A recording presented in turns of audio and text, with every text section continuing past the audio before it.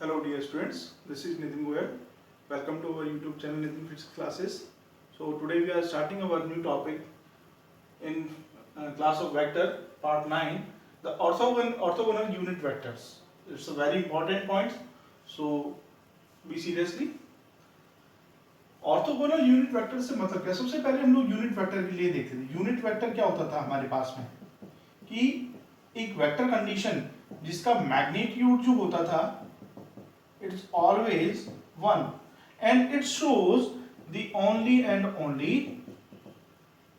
Direction. जो हमें क्या शो करता था? केवल और केवल डायरेक्शन शो करता था। ठीक है ना? अच्छा, अभी हम लोग प्रीवियसली जहां तक हम लोगों ने पढ़ा है, फॉर एग्जांपल हम लोग फोर्स की बात करते थे। फॉर एग्जांपल फोर्स की बात करते थे कि भाई एक फोर्स है, अगर मैं इसको इस तरह से लिख देता हूं तो ऑब्वियसली बात है ये तो केवल क्या हुआ, एक मैग्नीट्यूड हुआ। बट अगर मैं ये हटा देता हूं तो मुझे इसके साथ में एक डायरेक्शन भी शो करना पड़ेगा। तो डायरेक्शन को हम लोग क्या करते थे मोस्टली कि मान लो ये 10 न्यूटन फोर्स है तो कहाँ लग रहा है भाई, मान लो ईस्ट डायरेक्शन में लग रहा है या नॉर्थ डायरेक्शन में लग रहा है, कहीं पर भी लग रहा है, तो हम लोग इसको इस तरह से लिख देते थे। ठीक है ना? बट ये तो एक जनरल मेथड हो गया। ठीक है ना? अगर मुझे इसको प्रॉपर वे में लिखना है, एक मैं कहूँ कि लेट मी कंसीडर कि हमें कोई इस तरह से डायरेक्शन शो नहीं की हुई है कि वो मतलब ईस्ट डायरेक्शन में ही है, कहीं पे भी हो सकता है, उसकी कोई भी एक पोजीशन हो सकती है। तो उस तरह से अगर उनको उन वेक्टर फोर्स की कंडीशंस को या कोई भी वेक्टर फॉर्मेशन की कंडीशंस को अगर मुझे उनका डायरेक्शन शो करना है तो उनके लिए ऑर्थोगोनल यूनिट वेक्टर्स को यूज किया जाएगा। ठीक है ना? अब वो कैसे यूज करेंगे उनको देखेंगे अभी हम लोग। देखो क्या होता है, हमारे पास में 3 एक्सिस है। कितनी? 3 एक्सिस हैं बेटा मेरे पास में। You know very well, this is X axis, this is Y axis and let me say this is Z axis. ठीक है ना?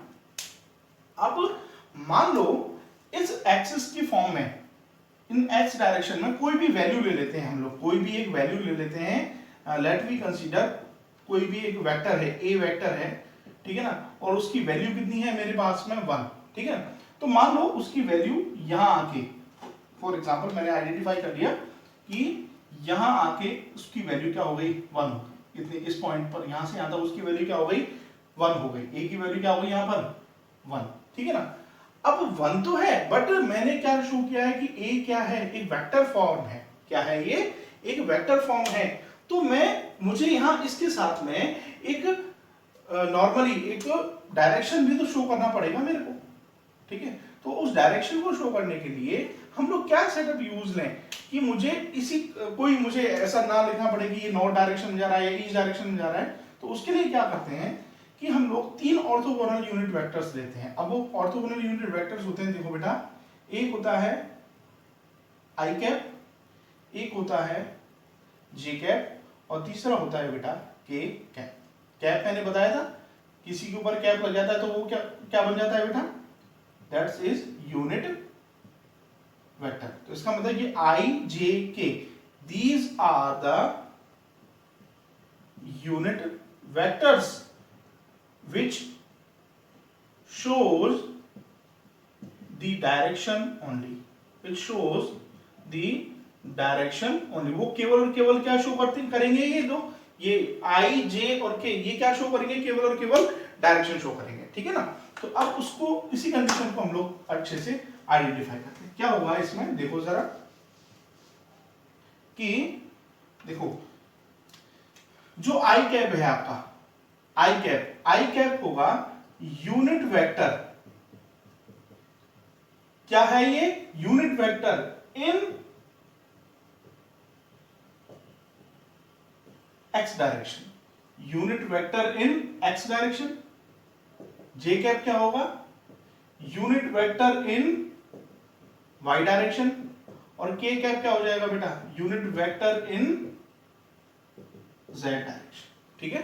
This is the most important condition कि आई जे के ये होते क्या हैं, these are the unit vector in I cap जो है वो एक्स डायरेक्शन के लिए, जे कैप जो है वो वाई डायरेक्शन के लिए और के कैप जो है वो जेड डायरेक्शन के लिए। ठीक है ना? अच्छा, अब देखो जरा गौर से कि अब ये a इज इक्वल टू 1 था।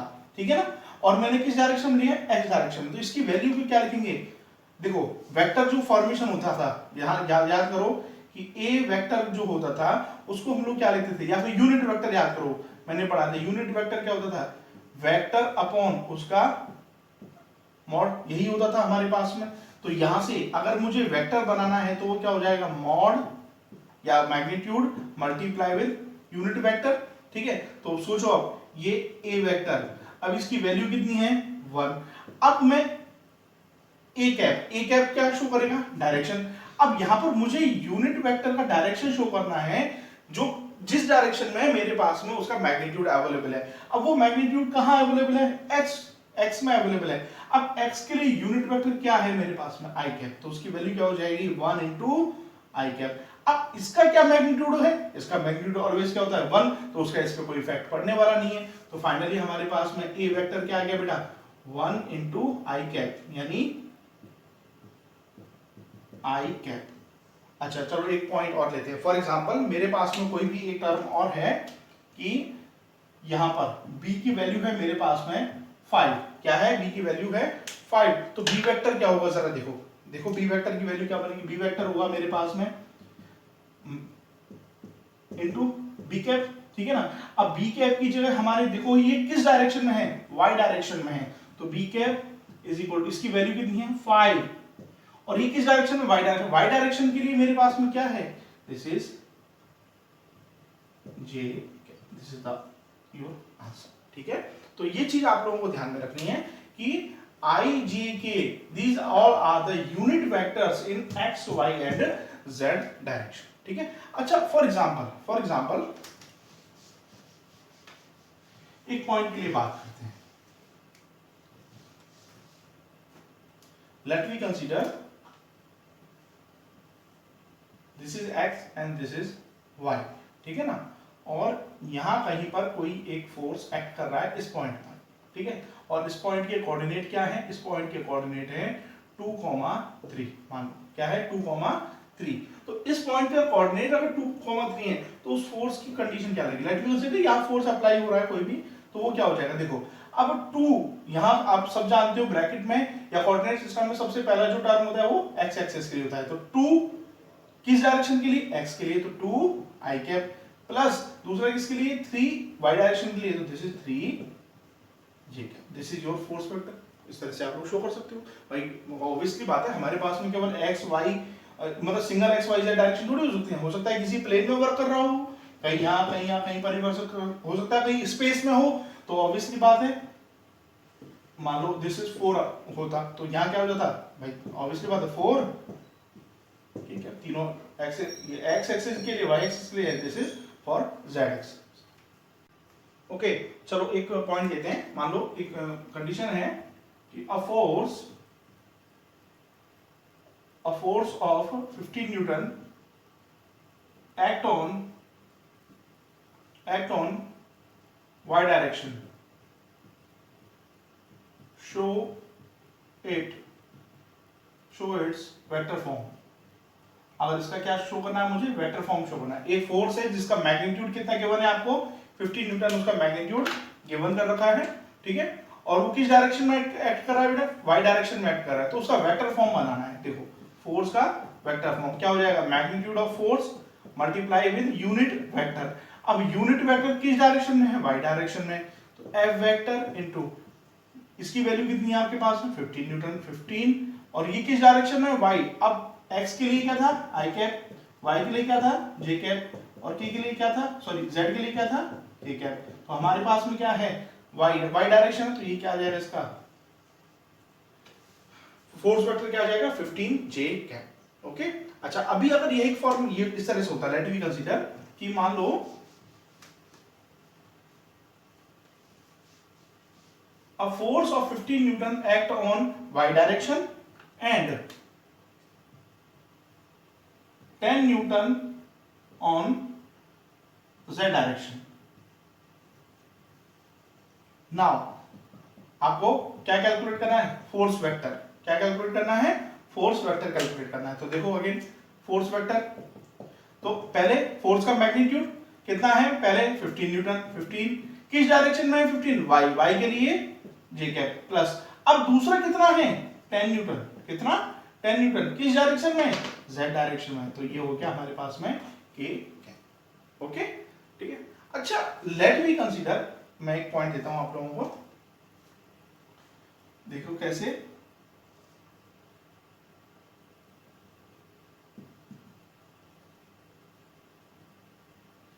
कोई पॉइंट यहां पर अवेलेबल है आपके पास में, ठीक है ना, कोई भी एक पॉइंट है जो यहां पर अवेलेबल है, और लेट वी कंसीडर उसके कोऑर्डिनेट्स, मैं ये कह देता हूं यहां से ये वाला, ये जो डिस्टेंस है वो है आपके पास में 2, और यहां से लेके यहां तक ये जो डिस्टेंस है वो है आपके पास में 3।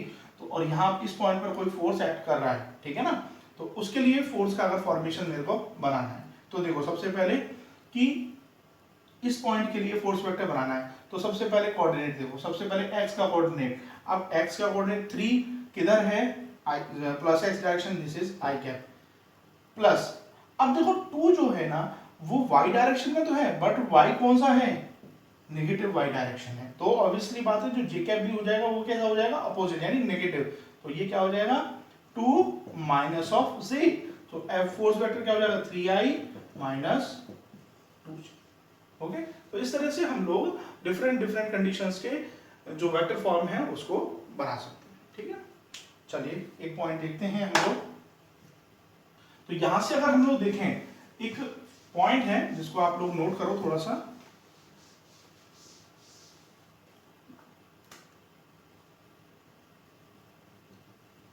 कार्टेशियन फॉर्म ऑफ वेक्टर, क्या Cartesian form of vector, Cartesian form क्या होती है जो अभी हम लोग लिखेंगे, देखो क्या फोर्स, लेट मी कंसीडर वो x y और z डायरेक्शन में लग रहा है फोर्स, ठीक है, तो सबसे पहले हम लोग फोर्स की कंडीशन क्या होती थी, दिस इज इनटू उसका वेक्टर फॉर्म, ठीक है ना, उसका वेक्टर फॉर्म। ओके ना,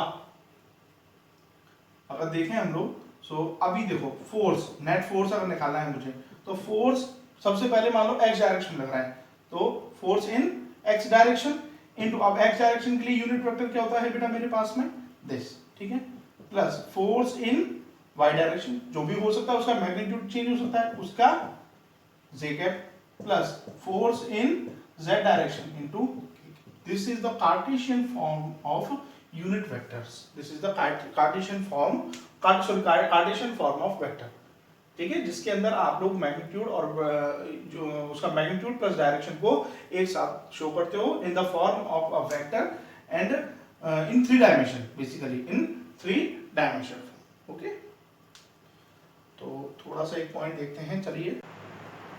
ओके, तो अभी मेरे पास में ये टर्म अवेलेबल है कि मान लो उसमें एक पॉइंट है ये वाला जहां पर ये p वेक्टर एक्ट कर रहा है, ठीक है ना, और उसके कोऑर्डिनेट है हमारे पास में px एंड py, क्या क्या अवेलेबल है, px एंड py, ठीक है ना, तो अगर उसका वेक्टर फॉर्म बनाना है मान लीजिए हमें, तो p वेक्टर क्या हो जाएगा मेरे पास में, जरा देखो px उसका मैग्नीट्यूड इनटू, अब देखो px यानी x डायरेक्शन, और x डायरेक्शन के लिए क्या था हमारे पास में i cap, plus this is py into उसका फॉर्मेशन, देखो यहां से अगर देखें हम लोग बेटा, तो ये तो हो जाएगा आपका px और ये क्या हो जाएगा आपका py, ठीक है, तो py इन z डायरेक्शन, y डायरेक्शन, तो px i कैप और py j कैप, ये मेरे पास में, हमारे पास में आ गया बेटा p वेक्टर, क्या आ गया ये मेरे पास में p वेक्टर, ठीक है ना। अब यहां पर ये जो p वेक्टर आया है, ठीक है ना, ये p वेक्टर की जो कंडीशन होगी, अगर मुझे, अब नोटिस करो ये तो p वेक्टर हुआ, अगर मुझे इसका मैग्नीट्यूड निकालना है, क्या निकालना है मैग्नीट्यूड, फॉर एग्जांपल याद करो हम लोग जैसे कि कोई भी दो वेक्टर फॉर्म होते थे, this is a vector and this is b vector, ठीक है ना, अब इसके लिए मान लो इसका रिजल्टेंट निकालना होता था, तो हम लोग कैसे निकालते थे, under root a square plus b square plus 2ab, और इनके बीच में एंगल कितना है 90, तो cos 90, अब cos 90 के लिए की वजह से ये टर्म तो 0, तो इसका रिजल्टेंट क्या होता था under root of a square plus b square. तो सेम कंडीशन हम लोग यहां देखेंगे बेटा कि अगर मुझे इसका मैग्नीट्यूड निकालना है, तो मैग्नीट्यूड की कंडीशन क्या हो जाएगी, अब देखो यहां पर हमें इनसे मतलब नहीं, डायरेक्शन से मतलब नहीं, क्योंकि अब मैं मैग्नीट्यूड निकाला तो मुझे केवल इनके मैग्नीट्यूड से मतलब है, तो वो क्या हो जाएगा px का होल स्क्वायर प्लस py का होल स्क्वायर। अब ओके, तो अभी मेरे पास में ये क्वेश्चन अवेलेबल है, देखो क्या कह रहा है क्वेश्चन, फाइंड अ वेक्टर हमें क्या फाइंड करना है, एक वेक्टर फाइंड करना है जिसका मैग्नीट्यूड आपको गिवन है कितना, 10 यूनिट, 10 यूनिट्स जो है इसका मैग्नीट्यूड आपको गिवन है। यानी आपके पास में कोई भी एक वेक्टर की कंडीशन है, लेट वी कंसीडर कोई भी एक वेक्टर है ए वेक्टर, वो आपको क्या करना है बेटा, फाइंड करना है। उसका मैग्नीट्यूड जो है वो आपको गिवन कर रखा है, कितना, 10। कितना गिवन कर रखा है आपको, 10 आपको गिवन कर रखा है, ठीक है ना। In the direction of 3i plus 4j। अब देखो इसका आपको मैग्नीट्यूड तो गिवन है, बट इसका क्या गिवन नहीं है आपके पास में, डायरेक्शन गिवन नहीं है, ठीक है ना। बट इसमें एक चीज गिवन है क्या, कि वो जो वेक्टर है जो आपको फाइंड करना है उसका डायरेक्शन ये जो वेक्टर वाली कंडीशन है इसी की डायरेक्शन में ही फिट होगा, ठीक है। क्या आइडेंटिफाई करते हैं, find a vector of magnitude 10 units in the direction of 3i cap plus 4j cap, यानी 3i cap plus 4j cap, यानी ये एक अगेन कौन सी कंडीशन बन गई, एक वेक्टर कंडीशन बन गई, ठीक है। तो ये जो वेक्टर हम फाइंड करेंगे इसका डायरेक्शन और ये जो वेक्टर आपको गिवन कर रखा है इसका डायरेक्शन, दोनों का डायरेक्शन कैसा है, सेम है। तो इसका मतलब मान लो ये मैं कोई वेक्टर मान लेता हूं, this is b vector, this is 3i cap plus 4j cap, ठीक है ना। ये आपको कोई b वेक्टर आपको गिवन कर रखा है, ठीक है ना। इसका और इसका डायरेक्शन दोनों सेम होगा, इसका मतलब मैं कह सकता हूं कि b कैप जो होगा वही क्या होगा बेटा, a कैप, ठीक है। यानी जो b वेक्टर का डायरेक्शन होगा वही डायरेक्शन किसका होगा हमारे पास में, a वेक्टर के लिए भी होगा। तो इन दोनों का डायरेक्शन मेरे पास में मैंने क्या कर लिया, आइडेंटिफाई कर लिया, सेम है, ठीक है ना। चलो अब इसको लेते हैं हम लोग a वेक्टर को। तो a वेक्टर के लिए फॉर्मेशन क्या होता है कि mod of a into a cap. अब a वेक्टर, ये मॉड ऑफ a यानी ये तो मेरे पास में गिवन है, ठीक है ना, बट ये नहीं है, तो मुझे क्या फाइंड करना पड़ेगा, ये वाला फाइंड करना पड़ेगा। अब इसको देखो ये किसके इक्वल है, b कैप के इक्वल है, तो इसका मतलब मैं अगर b कैप फाइंड कर लूं तो वही वैल्यू किसकी मिल जाएगी मेरे को, a कैप की मिल जाएगी। तो देखो सबसे पहले b वेक्टर से निकालते हैं, तो b वेक्टर की वैल्यू क्या होगी, देखो mod of b vector into b cap, तो यहां से b कैप क्या हो जाएगा, देखो b vector upon mod of b, ठीक है ना। तो b वेक्टर देखो, b वेक्टर क्या है हमारे पास में, 3i plus 4j, 3i plus 4j upon, अब ये मॉड निकालने का मैंने बताया हमेशा, देखो इसका स्क्वायर 9 प्लस इसका स्क्वायर 16, तो देखो ये हो जाएगा 3i प्लस 4j अपॉन ये 25 और ये रूट हटेगा तो ये क्या हो जाएगा बेटा 5। तो हमारे पास में b कैप की वैल्यू कितनी आ गई, हमारे पास में जो b कैप है उसकी वैल्यू आ गई बेटा 3i प्लस 4j अपॉन 5, ये मेरे पास में b कैप की वैल्यू आ गई, ठीक है ना। अब कंडीशन क्या है कि जो b कैप है आपके पास में, b कैप जो है वो किसके इक्वल है, a कैप के इक्वल है। तो अब आप क्या निकालो, a वेक्टर निकालो। a वेक्टर का फॉर्मूला क्या बनेगा, mod of a vector into a cap, ठीक है ना। अब a वेक्टर, ये मॉड ऑफ ये कितना है आपके पास में 10, ठीक है, तो ये 10 इनटू a कैप किसके इक्वल है, b कैप की, और b कैप की वैल्यू हम लोगों ने यहाँ फाइंड की हुई है, this is 3i plus 4j divide by 5, 22 बार ये कट हुआ, तो a वेक्टर कितना बना, देखो जरा 6i प्लस 8j। तो यानी ये जो वेक्टर था हमारे पास में जो फाइंड करना था, जिसका मैग्नीट्यूड कितना आ रहा था मेरे पास में 10 यूनिट्स आ रहा था, उसका जो वेक्टर फॉर्म बना वो क्या बना, 6i प्लस 8j, ठीक है। तो जरा देखो इसमें कौन सा सही हो रहा है, सी वाला बिल्कुल जो है वो सही। अच्छा, अब ये तो एक प्रॉब्लम रहा कि आपको किस तरह से सॉल्व करना है।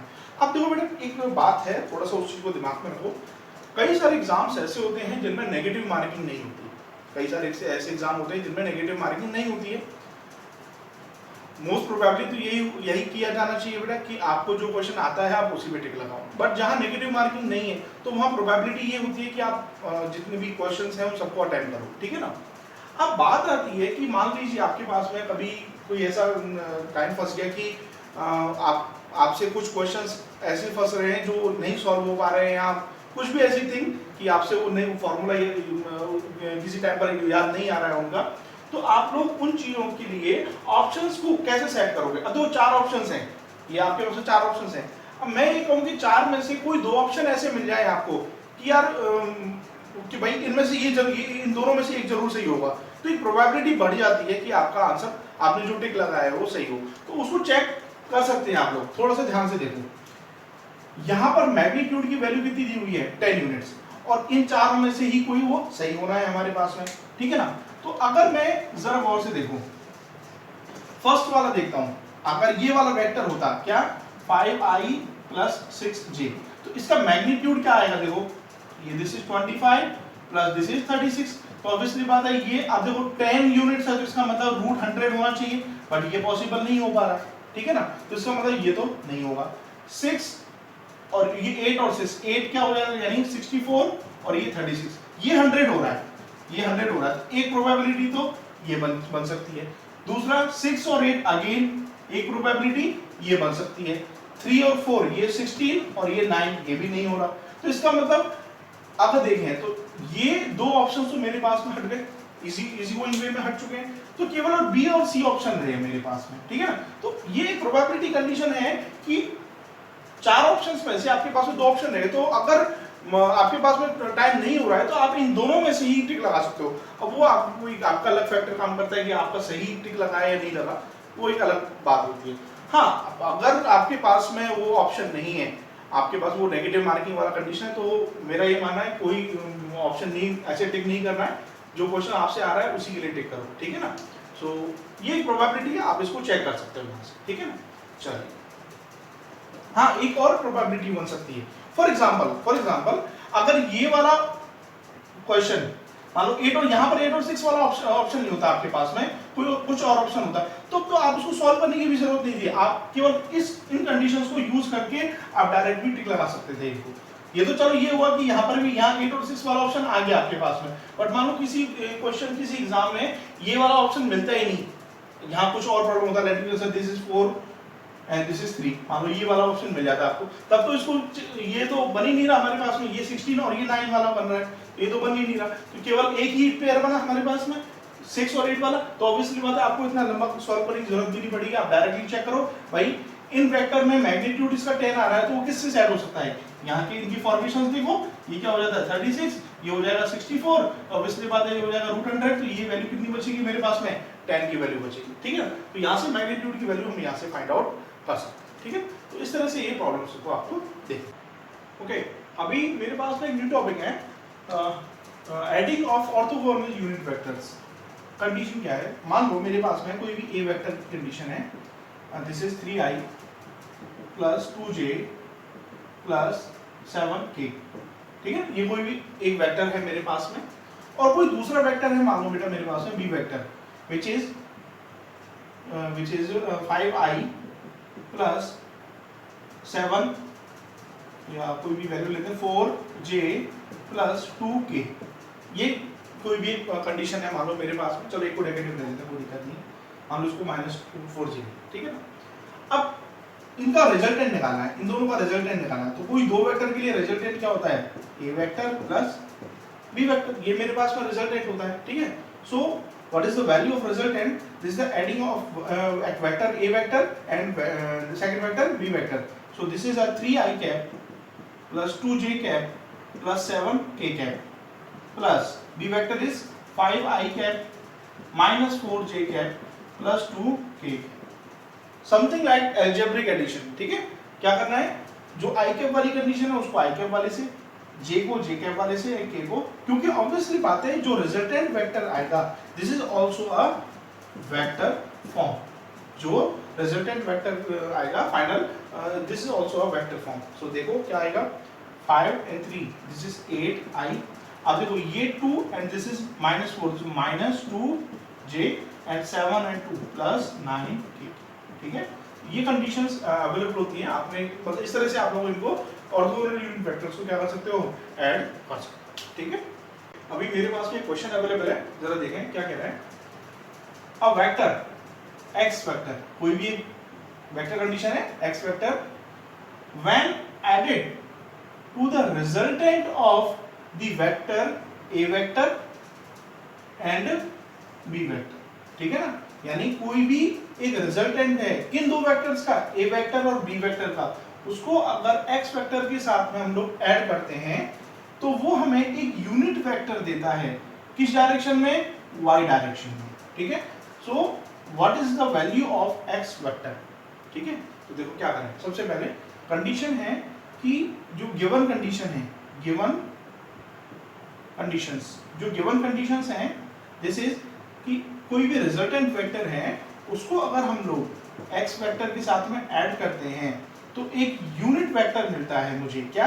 एक यूनिट वेक्टर मिलता है। यूनिट वेक्टर की वैल्यू होती है 1 इंटू, और किस डायरेक्शन में? वाई डायरेक्शन में, यानी जे कैप। ये कंडीशन आपको गिवन है। इसका मतलब ये फॉर्मेशन क्या बना कि R vector plus X vector is equal to J cap. ये कंडीशन मेरे पास में अवेलेबल होगी। ठीक है, अब देखो इसको साइड में लिखते हैं हम लोग कि R vector plus X vector which is equal to J cap. ये कंडीशन कैसी कंडीशन रही मेरे पास में? गिवन कंडीशन रही। ठीक है ना।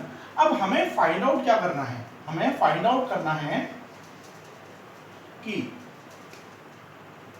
एक्स वेक्टर की वैल्यू क्या होगी। इसकी एक्स वेक्टर क्या हो जाएगा? जे कैप माइनस आर वेक्टर। अब देखो जे कैप तो हमारे पास वेक्टर फॉर्म में अवेलेबल है, बट ये आर वेक्टर की वैल्यू क्या होगी? अब आर वेक्टर जो है वो रिजल्टेंट है ए वेक्टर और बी वेक्टर का, तो आर वेक्टर क्या हो जाएगा? A vector plus b vector.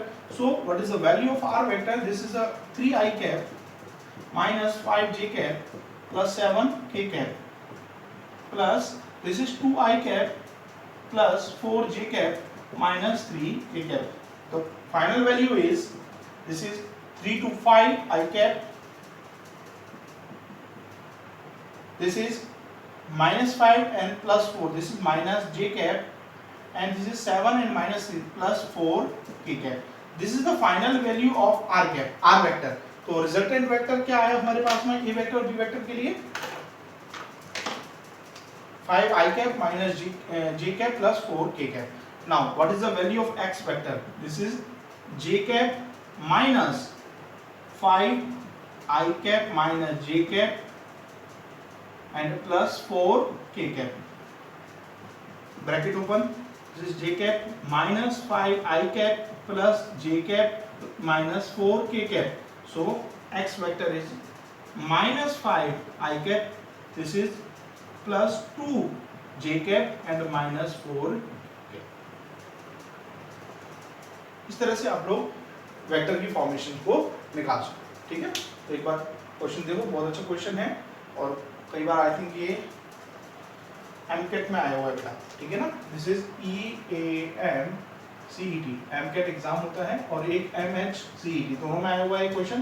तो एक बार आइडेंटिफाई करो, अच्छा क्वेश्चन है। ठीक है ना, नोट करो इसको अच्छे से। तो अभी मेरे पास में ये क्वेश्चन है, जरा देखो इसको क्या आइडेंटिफाई है। If A vector which is 3i plus 4j, एक ए वेक्टर की कंडीशन है क्या है? 3i plus 4j and B vector is 7i plus 24j, 7i plus 24j। ये बी वेक्टर मेरे पास में अवेलेबल है।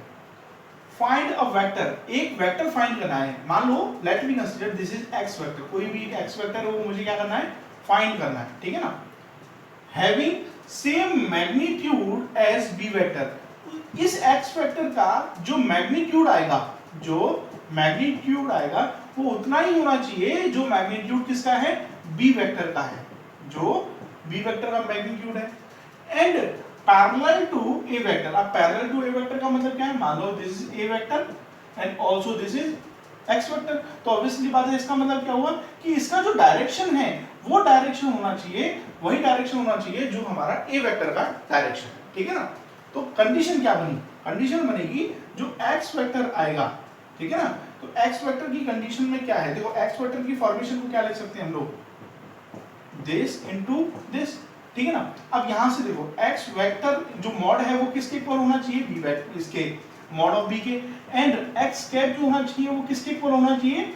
ए कैप के। तो फॉर्मेशन क्या बना कि X vector is equal to this is for mod of B vector यानी magnitude of B vector and A cap. अगर ये फॉर्मेशन मेरे को मिल जाए तो मेरे पास में एक्स वेक्टर की कंडीशन अवेलेबल हो जाएगी। ठीक है, तो देखो सबसे पहले फाइंड आउट करना पड़ेगा दिस।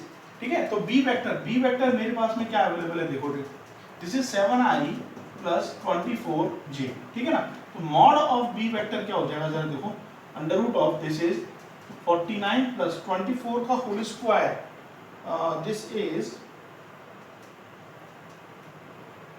ये हो जाएगा आपका, हम इसको सॉल्व करें 24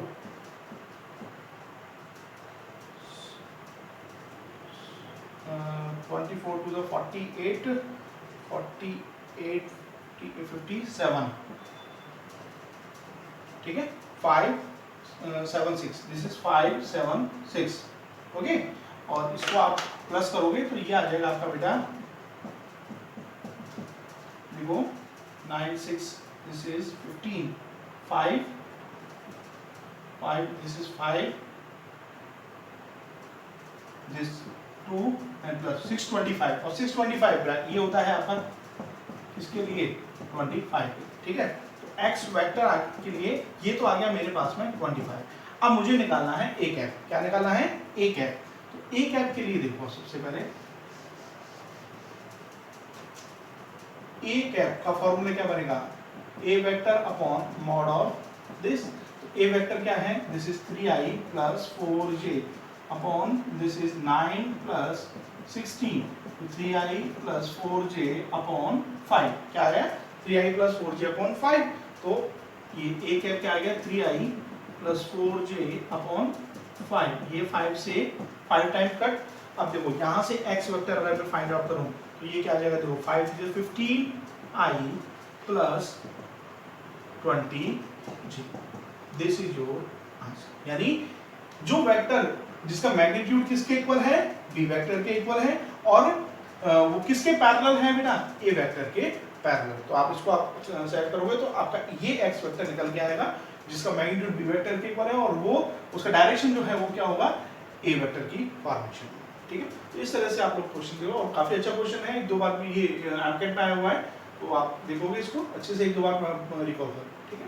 ओके, तो आज हम लोग एक न्यू टॉपिक शुरू कर रहे हैं अभी, that's is position vector. Actually ये पहले करवाना चाहिए था, थोड़ा सा रह गया मेरे से, तो अभी स्टार्ट करते हैं हम लोग इसको। ये बात समझ लो बहुत ज़्यादा इंपॉर्टेंट है, आगे कई चीज़ों में यूज़ आने वाला है, ठीक है ना। आप लोग ग्रेविटेशन में भी इसको यूज़ लोगे और आपके सिस्टम ऑफ पार्टिकल्स में भी यूज़ आने वाला है, आगे 12th क्लास में भी कई टॉपिक्स में यूज़ आने वाला है। तो अच्छे से समझो बेटा, बहुत अच्छा टॉपिक है।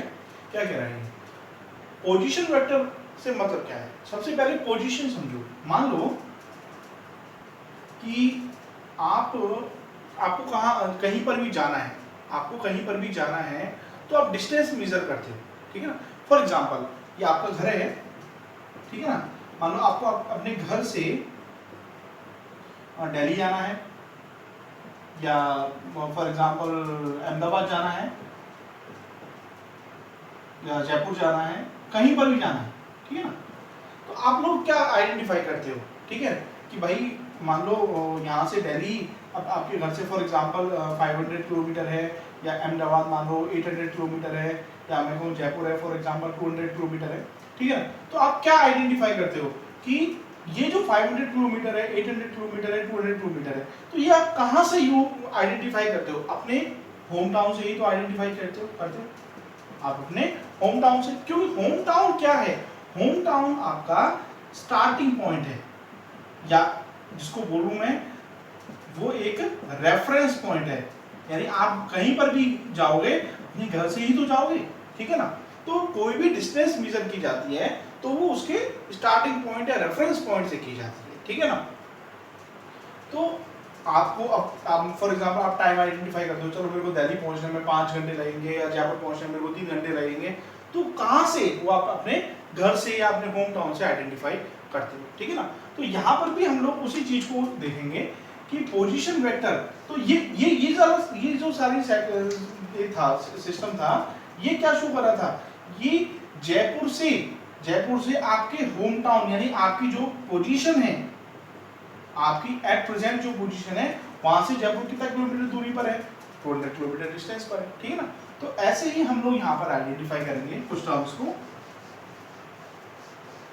कि a vector which give position of a point with respect to a reference point। अब ये reference point कौन सा होगा, आप नोट कर लेना कि ये reference point हम लोग मोस्टली लेंगे ओरिजिन। क्या ओरिजिन, देखो कैसे, कि मान लो बेटा मेरे पास में ये सेटअप अवेलेबल है, ठीक है ना। चलो z एक्सिस भी बना लेते हैं, this is x axis, this is y and this is z, ठीक है। मान लो ये कोई एक पॉइंट है मेरे पास, दिस इज पॉइंट P, कौन सा पॉइंट है, P पॉइंट है, ठीक है ना। अब इसके यहाँ से ओरिजिन से कुछ डिस्टेंस होगी, ऑब्वियसली बात है, मान लो ये वाला पॉइंट हो गया मेरे पास में O पॉइंट, ठीक है ना। तो अब वेक्टर, अब कौन सा है ये, यहाँ से अगर ये P वेक्टर है, कौन सा है, P वेक्टर है, ठीक है। अब vector which gives position of a point, किस पॉइंट की, P पॉइंट की, ये P वेक्टर P पॉइंट की पोजीशन शो कर रहा है किसके रिस्पेक्ट में, रेफरेंस पॉइंट। अब यहाँ रेफरेंस पॉइंट कौन सा है, ये वाला रेफरेंस पॉइंट, तो this is a position vector. अब पोजीशन वेक्टर कौन सा हो जाएगा हमारे पास में, OP, O से लेके P तक जो वेक्टर फॉर्म है वही हमारे पास में क्या होगा बेटा, पोजीशन वेक्टर, ठीक है ना।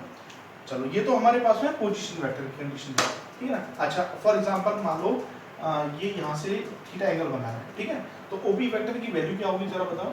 OP वेक्टर मैंने इसको लिखना बताया कि यहाँ से यहाँ तक का डिस्टेंस कितना है, OP, क्या है, OP, डिस्टेंस तो OP है, या फिर आप इसको ऐसे लिख दो, मैग्नीट्यूड ऑफ OP इनटू इसका डायरेक्शन। अब डायरेक्शन के लिए हम लोग यहाँ पर एंगल आइडेंटिफाई कर सकते हैं, एक्स एक्सिस से कितना एंगल बना रहा है, थीटा एंगल, तो थीटा, इस तरह से आप शो कर सकते हो इसको, ठीक है ना। तो ये कंडीशन रहती है हमारी पोजीशन वेक्टर की, ठीक है ना। अब पोजीशन वेक्टर में ही एक वेक्टर और आता है, उसको नोट कर देखो एक बार गौर से, एक आता है आपका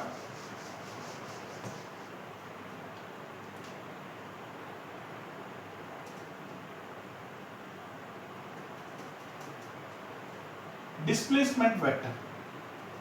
क्या आता है, डिस्प्लेसमेंट वेक्टर। तो इसको समझो पहले गौर से, क्या है ये डिस्प्लेसमेंट वेक्टर।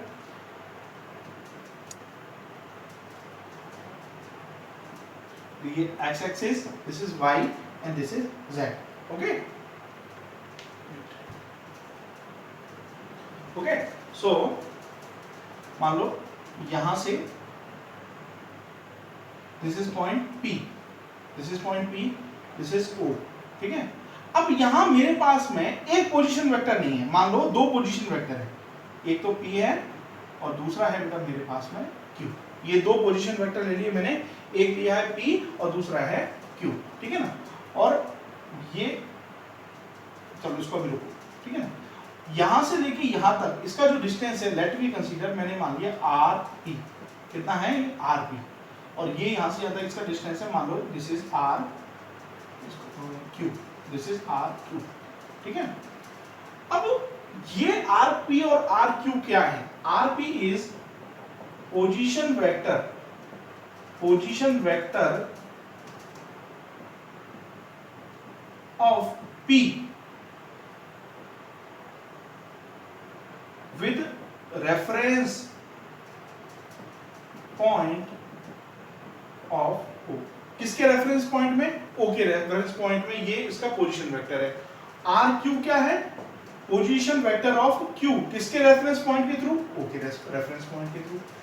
अगर मैं इन दोनों को ज्वाइन करवा देता, ठीक है ना, तो ये क्या हो गया, डिस्प्लेसमेंट आ गया मेरे पास में, ये मेरे पास में क्या आ गया, डिस्प्लेसमेंट, ठीक है ना। तो यहां से लेके यहां तक ये जो वैल्यू रहेगी, this value is called your displacement vector. ये वैल्यू किसकी रहेगी हमारे पास में, डिस्प्लेसमेंट वेक्टर, ठीक है। तो चलो अब इसमें जो पॉइंट है उसको समझना बहुत जरूरी है। देखो मान लो मैं इसको चेंज करता हूँ, थोड़ा सा समझ में आएगा आप लोगों को बेटा। मान लो ये हमारे पास में कंडीशन, अब इसको लिखना किस तरह से है वो समझो।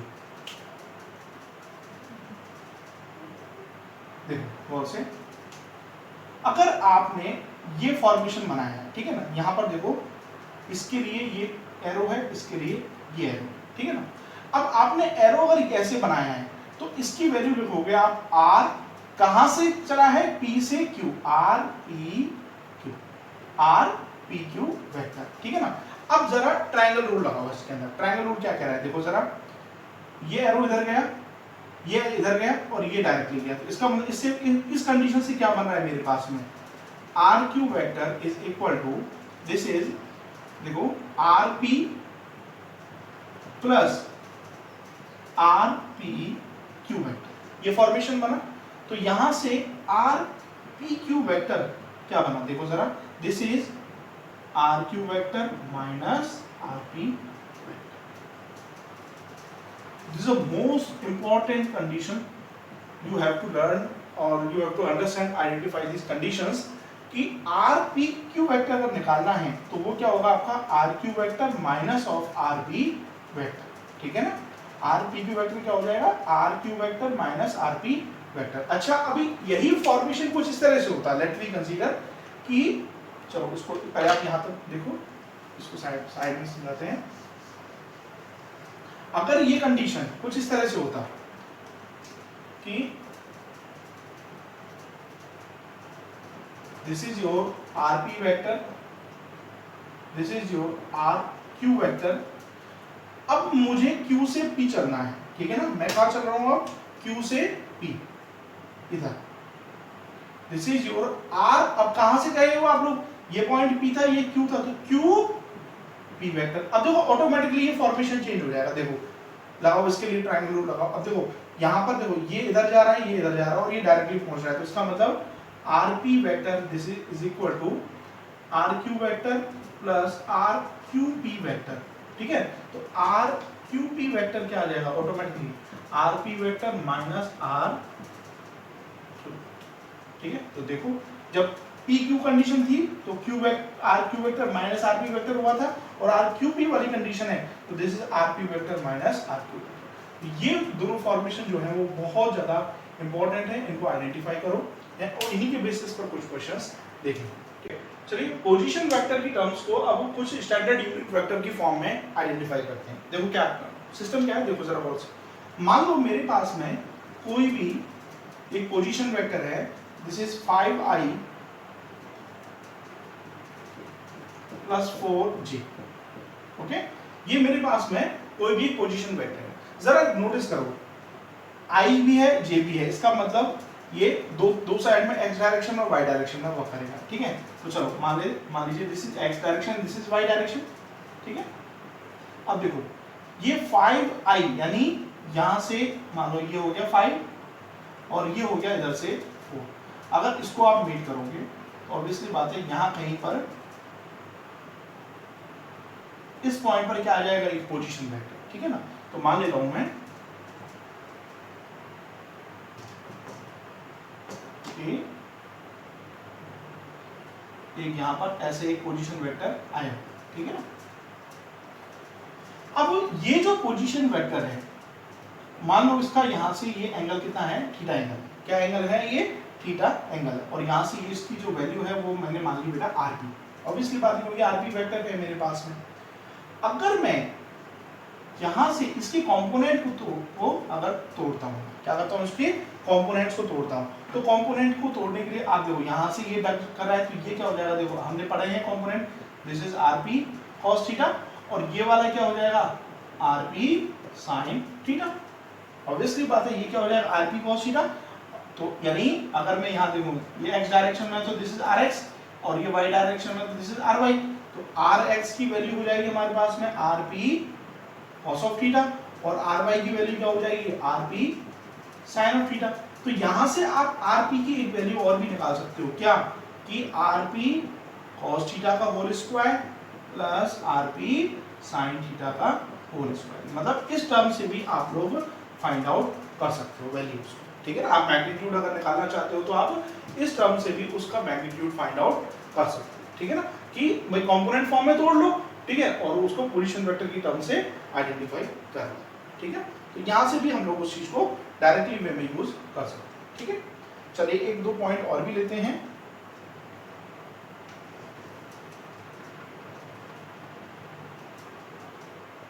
पोजीशन वेक्टर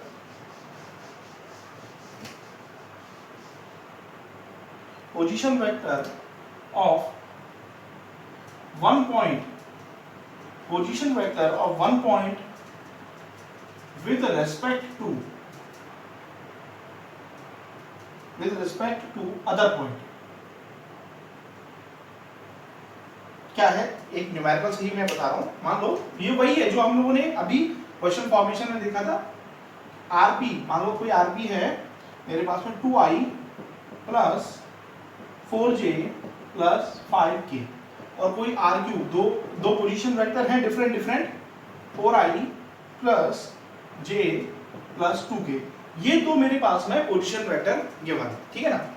तो अगर मुझे इन दोनों की फॉर्मेशन को यूज करके अगर एक क्या निकालना है, डिस्प्लेसमेंट वेक्टर निकालना है, क्या निकालना है, डिस्प्लेसमेंट वेक्टर, क्या कर रहा है, position vector of one point with respect to other point. क्या मतलब है इसका, समझो और से कि मान लो ये मेरे पास में फॉर्मेशन हुआ, ठीक है ना, एक्चुअली ये एक्स वाई जेड तीनों डायरेक्शंस में है, ठीक है।